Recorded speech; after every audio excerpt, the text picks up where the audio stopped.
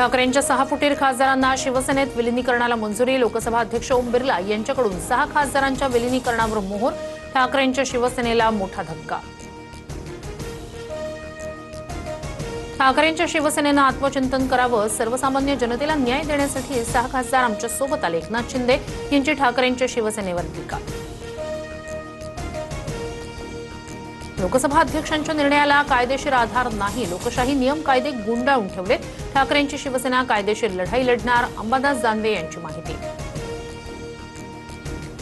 नागपूरमध्ये उद्धव ठाकरे यांचं रामरक्षा पठण आंदोलन। अयोध्येतील राम मंदिरातील दानचोरी प्रकरणी ठाकरे आक्रमक। मंदिरातील तिजोऱ्या लुटताय हे तुमचं हिंदू राष्ट्र का? ठाकरेंचा भाजपवर हल्लाबोल।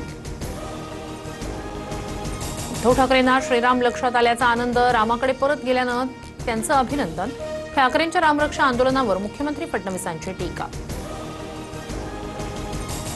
सोनम वांगचुक यांना ताब्यात घेत पोलिसांनी रुग्णालयात दाखल केलं। मात्र वांगचुक यांचं रुग्णालयातही उपोषण सुरूच। औषधोपचार घेण्यास नकार। सोनम वांगचुक यांना उपोषण स्थळावरून हटवणं चुकीचं। असत्य आणि हिंसा ही मोदी सरकारची मूळ तत्व। राहुल गांधी यांचा सरकारवर निशाणा। सोनम वांगचुक यांना पोलिसांनी ताब्यात घेताच अभिजित दिपके यांचं आमरण उपोषण सुरू। 20 जुलैचा संसदेवरील मोर्चा सुद्धा निघणार। उपोषणस्थळी दिपकेंवर एका महिलेकडून शाईफेक। सोनम वांगचुक यांच्या समर्थनार्थ उद्धव ठाकरे आज रस्त्यावर उतरणार। दादरमधील शिवाजी पार्कवर संध्याकाळी 4 वाजता आंदोलन। नागरिकांना आंदोलनात सहभागी होण्याचं आवाहन। एनडीएत येण्याआधी विलीनीकरण करा। भाजपची राष्ट्रवादी समोर अट। सूत्रांची माहिती। जयंत पाटील यांनी मात्र विलीनीकरणाच्या चर्चा फेटाळल्या। आमचे आमदार खासदार सर्व पवारांसोबतच। जयंत पाटील यांचं स्पष्टीकरण। डोंबिवली डॉक्टर मारहाण प्रकरणातील आरोपी रमेश म्हात्रेला मोठा दणका। हायकोर्टाकडून म्हात्रेचा जामीन रद्द। संध्याकाळी 5 वाजेपर्यंत म्हात्रेला आत्मसमर्पणाचे आदेश। डॉक्टरांनाही संप मागे घेण्याच्या सूचना।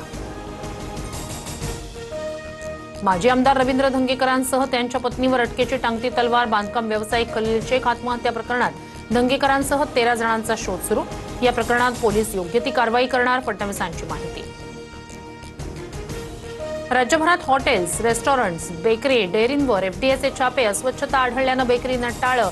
तुकाराम मुंढे यांच्या कारवाईनं भेसळखोरांचे धाबे दणाणले।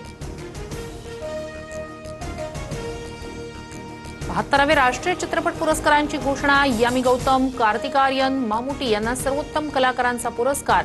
मुक्काम पोस्ट बोंबिलवाडी ठरला सर्वोत्कृष्ट मराठी सिनेमा। पुणे, मराठवाडा आणि विदर्भाला आज पावसाचा येलो अलर्ट जारी। विजांच्या कडकडाटासह मुसळधार पावसाची शक्यता। अमरनाथ यात्रा खराब हवामानामुळे स्थगित। पहलगाम बालताल मार्गावरील यात्रा तात्पुरती स्थगित। भाविकांच्या सुरक्षेच्या कारणास्तव प्रशासनाचा निर्णय।